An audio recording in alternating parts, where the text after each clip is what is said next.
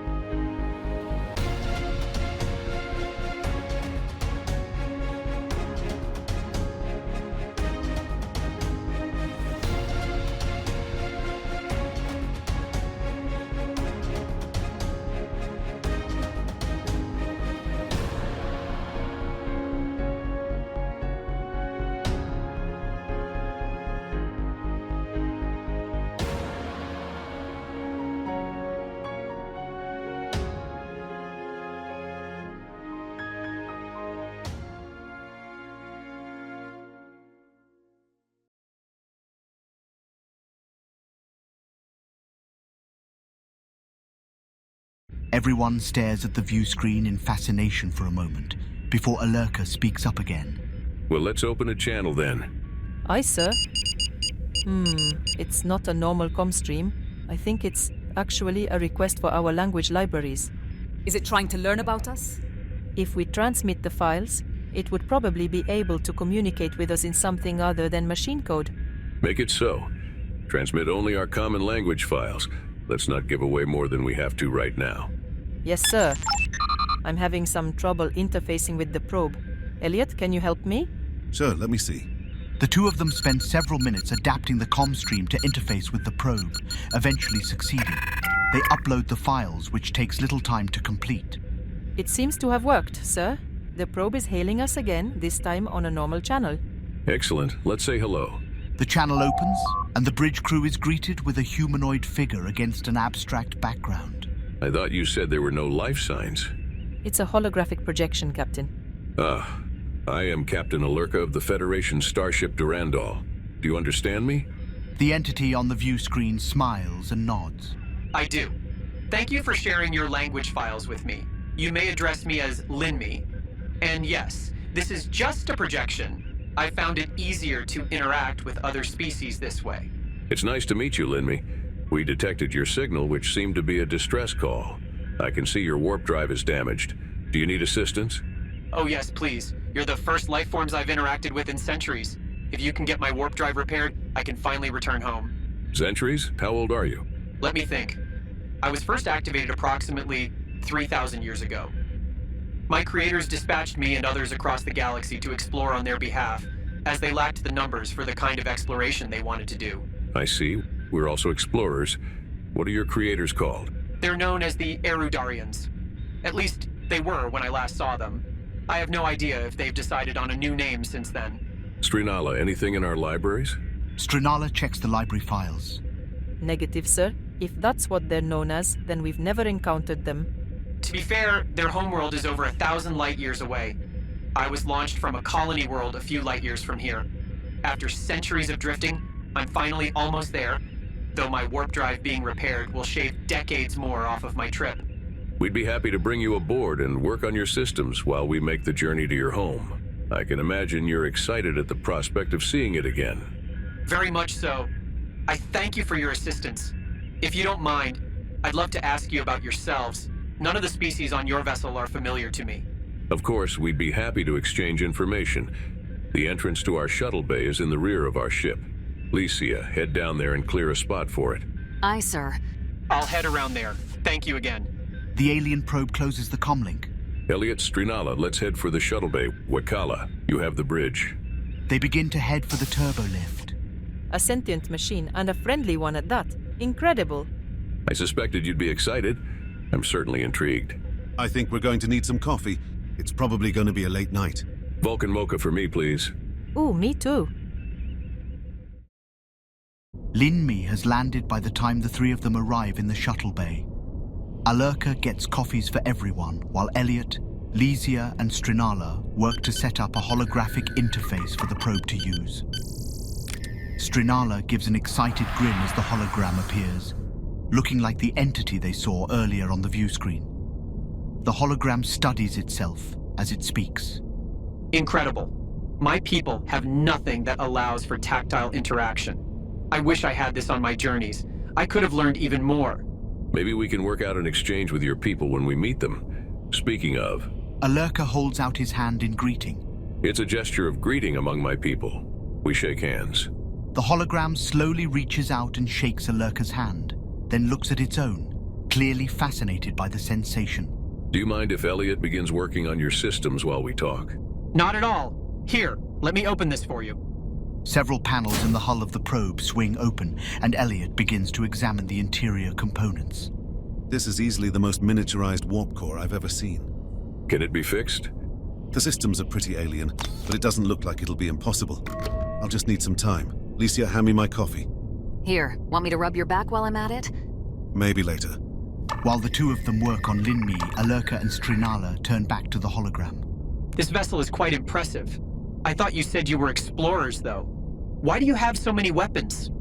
We are, although our organization, Starfleet, also serves as the primary defense force for the Federation, the government we belong to. Unfortunately, we've been engaged in several devastating wars in recent years against various aggressors, necessitating a higher degree of militarization. Our primary mission remains one of exploration, though. That is unfortunate. I agree. Did your people not have many conflicts with other species? Not that I'm aware of. The few species we had regular contact with were allies. Certainly I've come across battles and hostile entities, but as I'm not built for combat, I simply avoid fighting. That's certainly fair. We didn't detect any weapons on you. My only defense aside from speed is the stealth field. Stealth field? It looks like this thing has a cloaking device. Again, though, one that's incredibly miniaturized. Fascinating. Your people must be masters of technological miniaturization. They are. It's necessary for optimal integration with biological components. Biological? Are the Eridarians cybernetic? Yes, cybernetic augmentation is extremely common, as are artificial intelligences such as myself. Interesting. Sounds almost like the Borg. What's that? It's a collective of cybernetic species that forcibly assimilates individuals into its hive mind. They've invaded us several times over the years. Forcibly? That sounds appalling. The stripping away of free will is horrifying to most species, yes. My people are connected through a neural network, but it's merely a means of communication and sharing of information. That would certainly be efficient for learning. I kind of wish I could try it. Easy now. When we get to my home, perhaps they can set up a temporary connection for you. I'd like that. Alurka suddenly yawns. I think I'm going to turn in as much as I'd love to keep talking. We'll speak again in the morning, though. Captain, can I stay here? Sure, just don't spend the whole night here. Of course. Good night, Captain. Thank you again for your assistance. You're quite welcome. Alurka leaves the shuttle bay, while the rest continue to either work on Linmi or converse with it. Later the next day, the Durandal approaches the planet Linmei spoke of. Is Linmi keeping up with us? Yes, Captain. The repairs to its warp drive appear to be working. Of course they're working. I spent all night getting it done. We spent all night getting it done. Stop hogging the credit. You're right, sorry. You two staying up all night I can understand. Strinala, I specifically ordered you to not do that. Strinala yawns. I'm fine, sir. I'll have another Raktagino if I need it. Linmei had so much fascinating information to share. I'm sure it did. I'd send you all back to bed, but I need you here for this. Personally, I'm glad to have it off the ship. If it had tried anything, it probably could have taken over the ship in seconds. That was in the back of my mind, too. Luckily, it seems to be friendly enough for now. Dropping out of warp now, sir. The Durandal enters the system. Start scanning. What do we have? One moment. Looks like 9 planets in this system. Only one appears to be habitable. I'm not detecting any other ships. Oh, Linmei is hailing us. On screen. I can't tell you how excited I am to see my home again, Captain. I'm glad we could help. I assume the habitable planet is the one we should head for. Correct. Let's head for it. Strange, though, I'm not detecting any signals from the communication network. Strinala. Confirmed. If there are any signals coming from the planet, it's not in any form I'm detecting. Linmi, is it possible the technology has completely changed since you were away? That's certainly possible, yes. Well, let's be cautious. Stay close to the Durandal. Walker, take us in. Aye, sir. The Durandal approaches the planet at half impulse, continuously scanning. As it gets closer, Strinala detects something. Walker, bring us closer. There we go. It's a debris field, Captain. I recognize the materials some of the debris is made from. It's Eridarian vessels. The others aren't familiar, though. That's not a good sign. Go to yellow alert. Any idea how long ago this battle occurred? Based on the energy readings, I'd guess at least a century, Captain. A century? Surely there'd be something left of my people. They had to have come back if they were driven away. Linmi begins to pull away from the Durandal, heading for the planet. Linmi, stay close to us. I understand your concern, but the battle is long over. There's nothing to be accomplished by rushing in. We should stay cautious in case any traps were left for others like us. Your logic is sound, Captain. Please lead the way, but I ask you to hurry. Of course. We'll protect you. Walker, get us back on course to the planet. Linmi, we'll take a team down to scout the surface. Whatever attacked your people, if they're still around, might not be as hostile towards us as they would you. Very well. I wish you luck. Approaching high orbit. Excellent. Varia, prepare security teams for ground deployment. Varia grins. Yes, sir. The atmosphere of the planet is full of ionic interference, and so 2 runabouts depart from the Durandal. Aside from the primary away team, there are a dozen security officers. Lieutenant Kent leads the team on the second runabout, while Varia leads the fire team accompanying the senior officers. The shuttles set down on the outskirts of a ruined city. Under Varia's efficient direction, the area is secured rapidly and the away team disembarks. Still no life signs. Strinala and Devesh are studying their tricorders. They shake their heads. Nothing larger than rodents, sir. What about these ruins? They begin walking into the city, alert for any danger. Only the wind greets them. Strinala scans continuously as she speaks. Obviously, this was a city of some kind. The construction is very advanced, though battle and time have both taken their toll. Based on what I'm seeing here, I'd put the battle at around 80 years ago or so. Perhaps Linmi was fortunate to be left drifting then. It would have been present for this battle and likely destroyed. Fate's tides are quite fickle. The smallest action can alter the course of one's life. They come across several decomposed bodies. Devesh attempts to study them. They're 2 different species. One of them has remnants of cybernetics in their bodies, the other doesn't. The cybernetic ones look like the projection Linmi used. They must be its creators. Whatever dispute they had with this other race must have been serious. Let's see if we can find any kind of records or evidence of survivors. The teams advance through the city for some time until Varia reports in. There's a clearing ahead near the center of the city. Some kind of intact monument or structure is there. I think that would be our best bet for clues. There's also a lot of bodies around it. It must have been important. A desperate last stand, maybe? Secure the area around it. Aye, sir. Everyone heads for the mysterious object, studying it visually or with tricorders once they arrive. Most try to keep their eyes off the dozens of bodies of both species lying everywhere. It's elaborate, but it doesn't look like it's just a piece of artwork. Agreed, sir. I'm detecting a power source of some kind underneath it that's still functioning, and there's integrated systems of some kind, but I have no idea what to make of it. Me either. If we knew the purpose of this thing, I might be able to make a guess, but I've got nothing. Sounds like we need Linmi. Varia, have your teams picked up any evidence of hostiles? Negative, sir. I had my hopes up and everything. Sorry to disappoint. Alerka to Durandal. The area appears secure, but we've discovered an artifact of some kind and need Linmi's help with it. Send it down. Aye, sir. I'll let it know. A few minutes later, a small contrail of fire streaks the sky as Linmi enters the atmosphere, heading for the city. Several minutes after that, the probe arrives. Its holographic interface activates, and the probe's humanoid form appears next to the officers. It looks around for a moment. So much death. I'm sorry this happened to your people. We haven't found any evidence of survivors or what the cause of the battle was. Do you recognize this other species? Linmi walks around, studying several of the bodies. It's hard to tell with how decomposed they all are, but no, I don't recognize them. What about this structure here? That's I suppose you can think of it as a cross between a monument and a server hub. Every Erudarian city has one. It's almost like a central repository of information. I'm surprised to see it's still intact. Can you access it? Yes, I should be able to. Be careful. We don't know what kind of traps might have been left. The probe floats over the monument, and an interface cable extends from it, connecting to the monument. The hologram appears to be concentrating for a moment before speaking. The attackers, they call themselves Ludermans. They attacked my creators out of fear? Fear of their cybernetics and artificial intelligences like me. The war was still raging when this colony fell. There's no information of how the core worlds were faring. The fact that my people never returned here... That doesn't mean they were wiped out.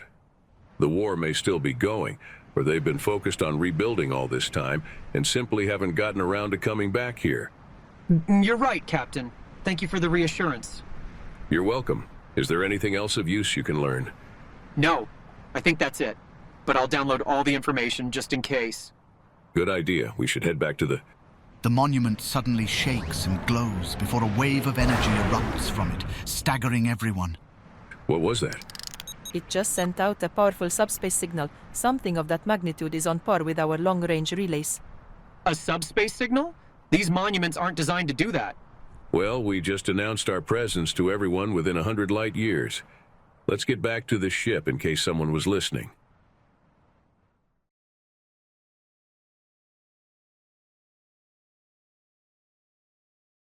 The landing parties return to the Durandal as quickly as they can. The ship remains at yellow alert. As the senior officers arrive on the bridge, a communication window with Linmi appears on the view screen. Any signs of hostiles? Nothing yet, sir, but we're maintaining active scans. Good.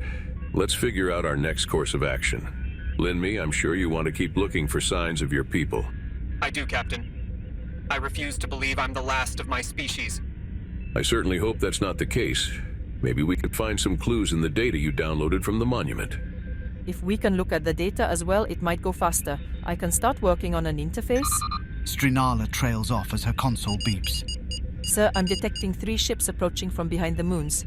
On screen. The vessels appear on the view screen, heading towards the Durandal. Although significantly smaller than the Starfleet vessel, their posturing is clearly aggressive. Linmi, I want you back aboard the Durandal right away. Once that's done, raise shields and go to red alert.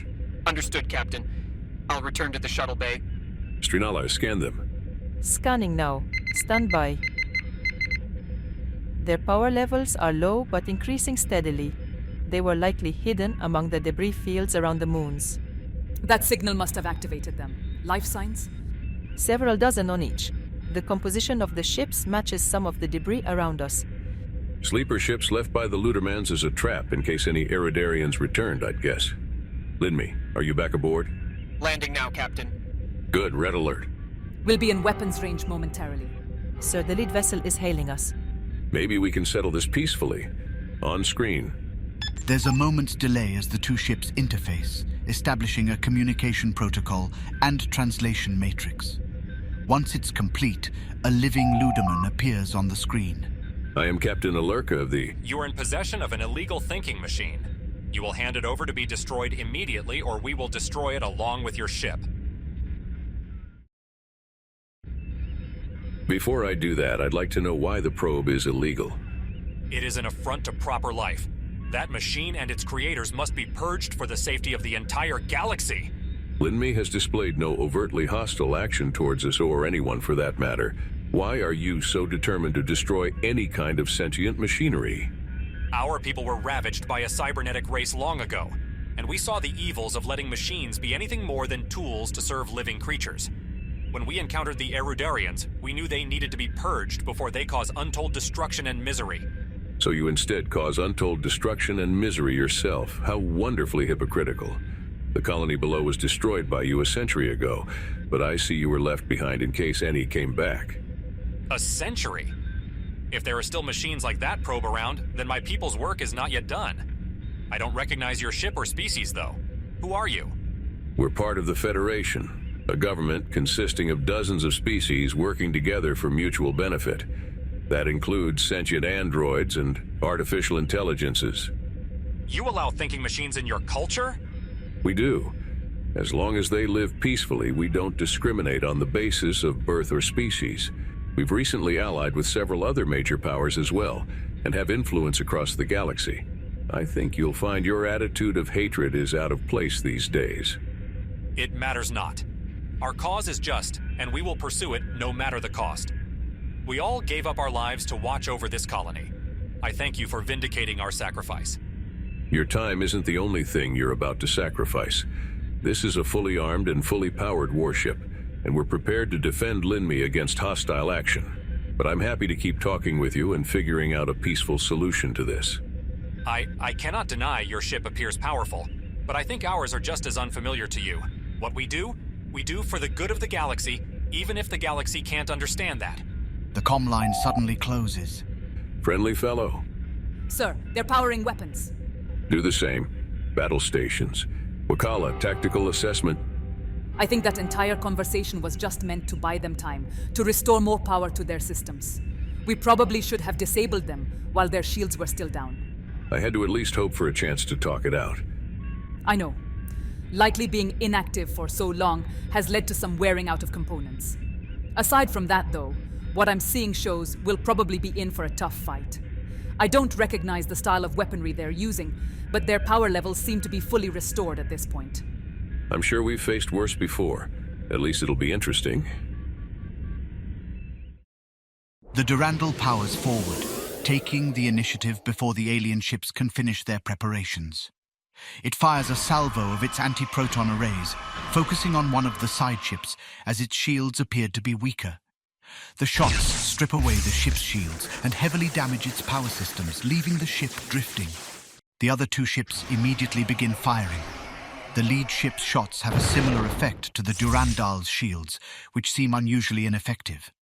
As the damaged ship struggles to repair itself, the third ship fires.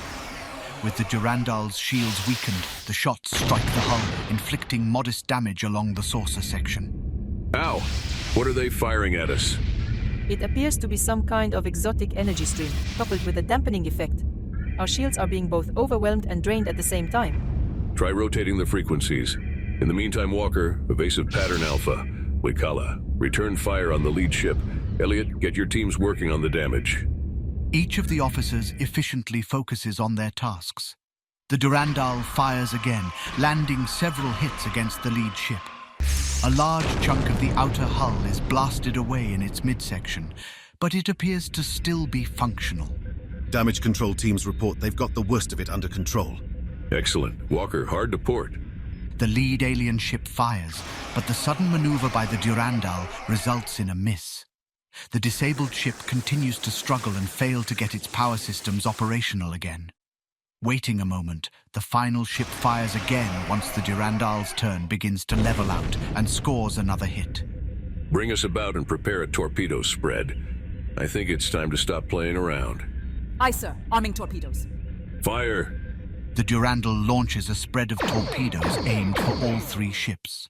Unfortunately, the ships appear to be armed with incredibly advanced point defense weapons, and the torpedoes are all shot down less than a second after being fired. They explode, and their proximity to the Durandal inflicts heavy damage along the front of its saucer. Heavy damage to decks 5 and 6, forward sections. Our forward beam banks are offline. Clearly that was a bad idea. Wish I had known about those defenses beforehand. I'm sorry, sir. I mistook them for power relays. Evasive pattern Beta. The Durandal emerges from the cloud of the torpedo explosions, only to take more fire from the alien ships. Numerous signs of damage mark its hull now, but it remains unbowed. Meanwhile, the disabled ship comes back to life and begins to maneuver into an attack position. The third ship fires again, striking the Durandal's aft sections. Aha, let's try this. Shields restored, Captain. Good work, Elliot. What did you do? I flooded the emitters with protomatter. We're at 150% past rated limits, but it should buy us some time. I'll take it. Prepare to... Sir, there's another ship dropping out of warp nearby. Another Luderman vessel. No, sir, it's a Starfleet vessel. From behind the alien vessels, a Thunderchild-class escort comes swooping in, the USS Hector.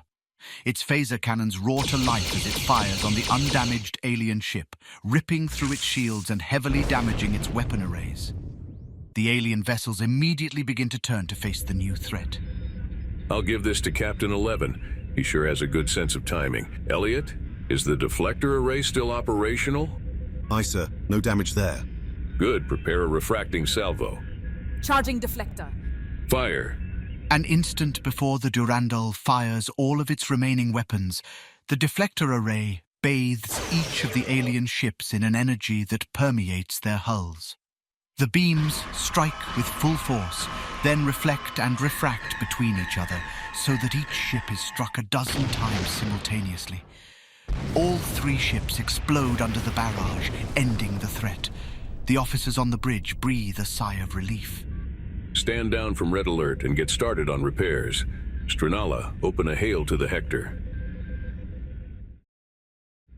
The hail opens and Captain 11 of 14 appears on the view screen. Captain 11, a pleasure as always, and with fortuitous timing. Alurka, we detected a subspace pulse and came to investigate. Imagine our surprise to find you in battle. Luckily, we were here to help before you got destroyed. Ha! We had them. They were hardly worse than the Herc. But yes, thank you for the assistance. Those vessels were from a species called the Ludermans. They've apparently been at war with another species called the Erudarians, who used to have a colony below. It looks like there's not much left of the colony. Why were they attacking you? We, found a probe belonging to the Erudarians, and we've been helping it try to find its people. It's a sentient machine. 11 becomes visibly uncomfortable. I see. I know, not your favorite subject, but I'd appreciate your help in formulating a plan. I think your perspective could be useful. Also, if more Ludermans show up, I wouldn't complain about having the Hector around. Very well. I'll beam over and meet with this probe. The comm link closes. I'm glad to see he's taking care of my ship. Your ship? The captain and I served on the Hector before he was reassigned to the Durandal D. Oh, right. And 11 was your old science officer? That's right. He took over command when Wakala and I left. That's quite the promotion from science officer to captain. Strinala, have you ever thought about command? Oh no, I'm not nearly bossy enough. Har har. Wakala, go greet 11 and bring him to the shuttle bay. I'll meet you there. Aye, sir. A short while later, 11 and Wakala arrive in the shuttle bay. The two captains shake hands. It's good to see you again, 11, even if the circumstances aren't ideal. Likewise. I assume this is the probe? The hologram of Linmi approaches. Hello, I'm Linmi. It's nice to meet you. Linmi holds out a hand. 11 reluctantly shakes it. You are cybernetic? Not by choice. 11 is a human like me, but he was assimilated by the Borg and spent several years as a drone. He's regained his individuality, but not all of the implants could be removed. Fascinating. Their style of cybernetics is very different from my people. I would very much like to study them in greater detail. What? That's a terrible idea. I understand they've been hostile towards you, but I would be unknown to them. They wouldn't care. If anything, your advanced technology would put you in even greater danger. You would be ripped apart, and your technology assimilated to serve the collective. When I was a drone, stripped of my free will, I assimilated 181 other individuals, turning them into drones as well. You would be turned into a tool to do the same. I certainly wouldn't want to do that. Very well. I shall refrain from making contact. Good, thank you. Perhaps we should return to the matter at hand. Agreed. I think it's time for a conference here. A matter of minutes later, Varya, Strinala, Devesh, and Lysia join the others in the shuttle bay. While they wait, Alurka explains everything that has happened so far with Linmi to 11, assuring the other captain of the probe's friendliness. I trust you, Alurka, but you'll excuse my reticence. Of course, I totally understand. We've been taking security precautions anyway. I hope it's enough. So do I. Lysia, where's Elliot? He's in engineering. We detected an intact computer core amidst the Luderman ship wreckage, and he's trying to access it. Good thinking. Alurka to Elliot. Lysia just told me what you're up to. How's it coming? I think I've almost got it, Captain. Luckily, their power systems are pretty similar to ours, and the storage medium isn't too different from many other species we've met. Stand by. And there we go. I'm downloading the files now. Excellent. We'll access the files from here. Alurka out. Lysia? I'll bring it up over here. Lysia goes to a nearby console and brings up the information on its display. Everyone gathers around to read it. I can't make any sense of it. A lot of it looks irrelevant. There, focus on that file. That looks like navigational data. Opening the file. You're right, but it's decades old. I don't think we'll get much use out of it. Captain, may I analyze the data? I could probably parse something useful out of it much more quickly. Can it interface with an isolated unit? I agree, that would be prudent. Linmi appears undisturbed by the implication and smiles. Yes, I spent some time discussing things with Mr. Durand about technology while he was working on me, and I believe I could interface with one of your isolinear rods. Very well. Download the data to a rod and let's plug it into Linmi. Lysia downloads the data, and the group heads for Linmi's body. A panel opens, and a cable emerges, taking the rod. The hologram appears to concentrate for several moments. Fascinating. Alurka looks at Strinala. Why am I not surprised it's starting to talk like you? Strinala shrugs. It's a good word. What are you finding, Linmi? It seems the Ludarmans use some kind of gateway network to travel greater distances. My people were starting to develop something like that centuries ago. I can't be sure from this if the Ludarmans stole the data for it or took over the network, but it existed as of a century ago. Linmi holds out its hand, and some data appears in the air above it. It looks like a transwarp network, like what the Federation has been building. Or what the Borg have used for centuries. How close is the nearest gateway? Approximately 25 light-years away.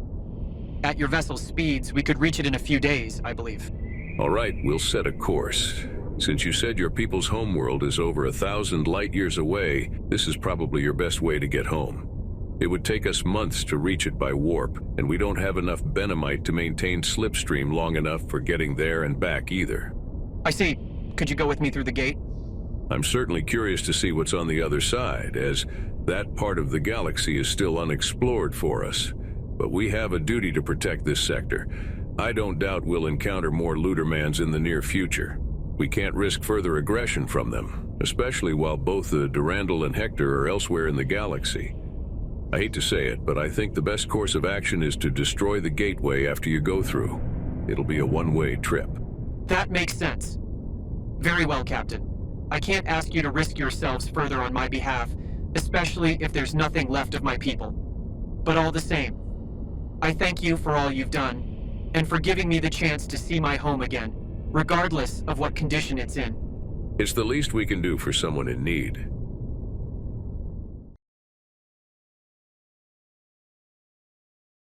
Captain's log, stardate 88410.3. We're approaching the system where a supposed transwarp gateway of the Ludarmans is. In the several days since we found the destroyed Eridarian colony, we've managed to repair all damage to the ship. Commander Durand even managed to successfully upgrade some of Linmay's systems, giving it an actual shield array and a boost to its engine output. Hopefully that'll help it survive whatever lies beyond the gateway. On the bridge, Alurka is conversing with Linmi and 11 through the view screen. Are the upgrades we made still working fine? Yes, Captain. I detect no abnormalities. I do feel much safer, thank you. Even so, I find myself wondering what I can do to help my people. I was merely built to gather information. I'm not a warship like the Durandal. You can bring hope. You're living proof that something of your people has been able to survive for millennia in the wider galaxy. You can also remind your people of what they were before they were dragged into a war. Believe me, I've seen firsthand how much ongoing conflict can alter a society. A decade ago, this ship would have been built purely for exploration. Today, it's a warship instead. You can also continue to resist the Ludarmans in your own way. It's possible that something you've observed in your travels might actually be the key to saving your people. If there's any left, of course. From my time in the Collective, I learned how stubbornly resilient organic species can be. Even a power as mighty as the Borg often struggled to fully assimilate or wipe out its targets. There were always elements that got away, or resisted in some way. You're right. Thank you, both of you.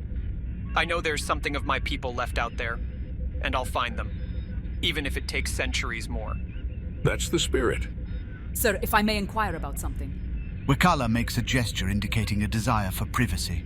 Of course. Linmi 11 will speak again shortly. The comlink is closed. Are we sure we should destroy the gateway? It could be a useful means of travel to a new part of the galaxy. I'm not comfortable with destroying it either, if I'm honest. I doubt those Ludarmans will be any friendlier towards us even if Linmi isn't around. I'm not keen on destroying a scientific discovery either. But like I said a minute ago, war changes a society. Our duty is exploration, but also protection. If the Ludarmans are still out in force, we'll need to deny them a means of easy access to this sector, at the cost of having to wait a while longer before exploring what's beyond the gateway. But let's see what happens. Thank you for at least considering it, sir. Captain, we're entering the target system. I'm picking up the gateway in orbit of the outermost planet. Take us in. Let's see if it's still working. The Durandal and Hector approach the gate. It floats high above the planet, completely inactive. Any ships in the area? Negative, Captain. Good. Let's try to get this gateway powered up. The two crews, plus Linmi, spend a couple hours figuring not only how to interface with the gateway, but how to get it to power up. Eventually, the gate comes to life. Energy flickers within it, turning into a vortex before long. That seems like a good sign. Linmi, are you ready? Yes, Captain. I'm leaving the Durandal now. Sir, I'm getting a new signal from the gateway. Parsing it. It's a request for a security code. Uh-oh. I didn't know we'd need one of those. Linmi, was there anything in the data you downloaded from the Luderman computer core about a security code? Nothing. They must have memorized the codes instead of storing them digitally. Clever. Prevent any Erudarians from stealing them. The gateway appears to have gone on alert. I'm detecting an energy buildup. Something's coming through. On screen. As the crew watches, a battleship of Luderman design emerges from the gateway. Hail them. No response. They're powering weapons. Red alert. Let's hope those tweaks to our shields work. Timare helped me optimize the protomatter flow for them. We should be good, Captain. Glad to hear it. Hail the Hector. Tell them to follow our lead. The two Starfleet vessels split apart, looking to attack the Luderman ship from both sides. Its weapons appear to have a longer range, and it fires first, striking both ships. The shields of the Durandal hold, though the Hectors take significantly heavier damage, lacking the protomatter systems of the Durandal. A moment later, the Starfleet ships return fire. The alien vessel withstands the initial hits from the Durandal, but the Hector, sporting some adapted Borg technology at its captain's behest, is able to remodulate its phases too quickly, and some shots punch through to strike the hull. Much of the Hector's superficial damage is already disappearing as nanites repair the hull as well. The alien battleship fires again, and the Durandal's shields continue to hold. Meanwhile, the Hector has already adapted and is able to withstand the assault as well. The Durandal returns fire, overwhelming the Luderman shields and dealing several blows to the hull. I'd say this is going much better than before. My compliments to Timare's work. I'll let her know later. Let's see how they like a torpedo barrage. It's still our specialty. Wait, don't fire. Before the warning can be issued, the Hector fires a spread of torpedoes. Much like the smaller vessels before, the battleship's point defense systems fire and destroy the torpedoes almost immediately after being fired, rocking the Hector with explosions and dealing damage all across it. A warning about that would have been appreciated, Captain. You're right, my mistake. Taking advantage of the Hector's damage, the Luderman vessel focuses entirely on it, overwhelming the shields and scoring another solid hit on its hull. Fire and plasma leak out of the opening. The ship lists to the side as it begins to experience power fluctuations. We need to cover the Hector until she can recover. Elliot, can we get some extra juice out of the beam arrays? Let me check. Durand to engineering. How's the protomatter system doing? We need more power to the weapons. Timare here, sir. I'm monitoring the flow, and we're doing well. I think we can squeeze an extra 20% out easily. Perfect. Let's punch them hard. The Durandal's beam arrays charge up and fire. What's left of the battleship's shields are stripped away, and the beams punch clear through the ship, exposing several sections of the interior to the void. The enemy vessel is withdrawing. It's heading back to the gateway. Try to disable its engines. Maybe we can get someone to actually talk to us. Aye, sir. Firing to disable. The Durandal fires several shots at the fleeing vessel, but it continues on. Before it can do more, the Hector comes in, having corrected its course. It unleashes a full barrage of its cannons, which tear through the battlecruiser. A cascade of explosions rips out, and a moment later the entire vessel explodes in a fiery detonation. 11. We wanted to disable that ship, not destroy it. Sorry, I guess we were too efficient. It had nothing to do with the damage they dealt to you, I'm sure. Fine, whatever. If the area's secure, let's get Linmi through while the gate is still open. The two Starfleet vessels maneuver closer to the portal, avoiding the debris of the destroyed Luderman vessel. Small explosions are rippling across the surface of the gateway. What's going on with the gateway? It looks like the destruction of that ship damaged it. Confirmed. The portal is still stable, but it won't stay that way for long. Linmi, it's time to head through. Quickly now, before the portal collapses. Understood, Captain. I'll depart immediately. 11, we need to keep the gateway stabilized until Linmi can get through. Have your engineer link up with mine and let's work on it together. Very well. I suggest we start with reinforcing the structural integrity field. Agreed. Rerouting power. The two vessels and their engineers work together to contain the damage, even briefly sending teams into the gateway itself to keep things under control from within. Meanwhile, Linmei makes its way towards the portal. Linmei, we can only keep it open for another minute or two. You have to get through now. I'm nearly there, Captain. Before I go, thank you so much for all your help. I doubt I could have gotten this far without you. You're welcome. Good luck. The alien probe cloaks and disappears into the portal. Moments later, the portal destabilizes and closes. The two Starfleet vessels recover their crews. The portal is closed. No sign of Linmei. Good. Let's finish our work here. Open fire. Firing weapons. The Durandal opens fire on the gateway. Within seconds, entire sections have been vaporized, and the rest are breaking apart in a flurry of explosions. In under a minute, the gateway is utterly destroyed. And there we are. 11, I see no reason to stay here, do you? No, I don't. We should return to our respective patrols. Oh, come on. We can't have any social calls before we go our separate ways. I was afraid you'd ask that. Fine. I suppose we can repair the Hector first. Excellent. I expect you over here in a few hours. Until then, we'll do a quick survey of this system while we're here. Initiating scans, Captain. Shame we won't see Linmei again. It was the friendliest computer I'd ever worked on. Would have liked more time to take notes on its miniaturization, too. Well, if you ever find yourself 1,000 light years in that direction, I'm sure it'll be happy to help again. Actually, sir, based on what I was reading from the portal, I think the other end was closer to 2,000 light years away. Huh. That's well beyond known space. Guess we'll have to leave it for another generation, then. Let's get that survey going. With the Hector repaired, Captain 11 beams over to the Durandal and spends some time with Alurka and Wakala.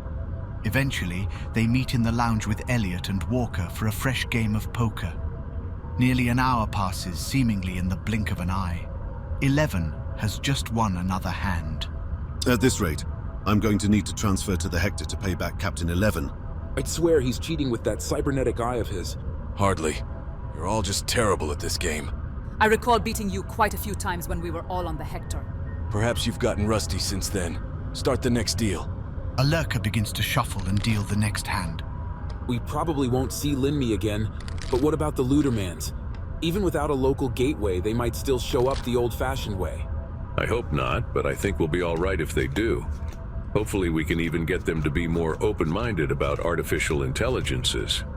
I can't entirely blame them. We've had our own share of troubles with AIs and the like over the years. And the Borg, of course. Cybernetics and AIs are merely tools. Any tool can be used the wrong way. The Borg, obviously, are the wrong way to use cybernetics. The Erudarians, from what we learned, were far better at balancing it. I can't help but feel like AIs shouldn't be judged as a whole, but as individuals. For every Agamus, there's a Linmei. Generalizations don't help. Generally not, no. I see what you did there. Also fold. Those cards were terrible. I raise 100. I'm out. I think I'll raise 100 past that. And I'll raise 200 from there. Yeah, I'm out.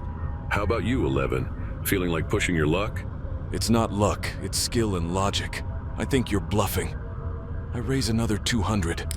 Well, if you're feeling that certain about it, then you'll have no problem matching. I raise another 500. Geez, even I'm not that crazy.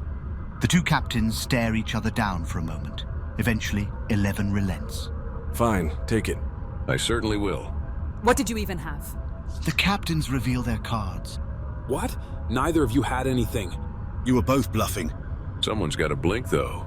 Alurka collects the chips. Captain's log, supplemental. The Hector has been repaired and is returning to its patrols. We've likewise completed the survey of this system, finding little of note beyond the wreckage of the gateway we destroyed. It's hard for me to blame the Ludermans for feeling the way they do about cybernetics and AIs, but I hope, if we ever encounter them again, we can show them there's nothing to be afraid of.